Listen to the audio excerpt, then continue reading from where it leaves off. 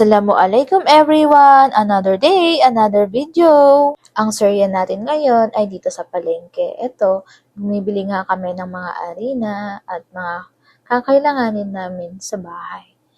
At gaya na lang ng mga ingredient namin, sibuyas, kamatis, na kailangan talaga sa everyday na pag nagluluto ka. Kasi nga malayo tayo sa Zamboanga City and nakatira tayo dito sa Luzon. So, mahirap bumili sa labas ng mga lutong pagkain, kaya tiyaga-tiyaga talaga sa pagluluto. Humanap din kami ng mga makakain na isda. Try namin yung may medyo fresh, hindi nga yung sing fresh ng nasa Zamboanga City, pero okay na din, at least, hindi naman siya masyadong durog and masarap. Ayun, invite kami kaya pala ni Kuya, try daw namin itong alimasag. So, yun, pili-pili muna kami. Mura lang siya, guys. Nasa 100 lang yung isang tumpok.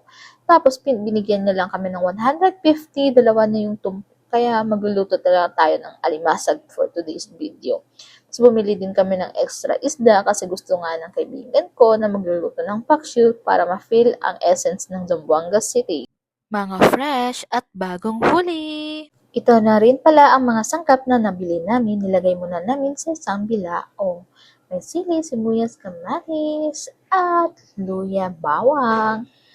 Ayun, nakabili din pala kami ng mga pagkain ng aming mga pusa. Kasi nga, kailangan namin pakainin sila para naman tumaba. Gaya namin itong kalabasa. Tapos, gigrind yan ng kaibigan ko na si Mars. Ito, yun. Ganadong-ganado si Midnight sa pagkain. And then, ito si Sunny naman, nakikihalubilo dito sa mga anak ni Mother. Ito naman si, ewan ko, makulit yan. Yan. Ito naman si Baka, si Sunny, and si Kulit.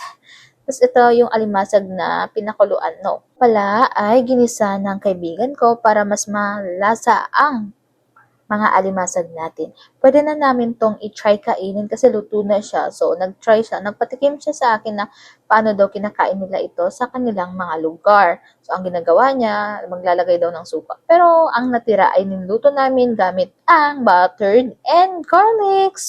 Sweet and spicy daw ito. Yun lang, mga sister ko. Salamat sa panonood. Enjoy! Bismillah! Kain tayo!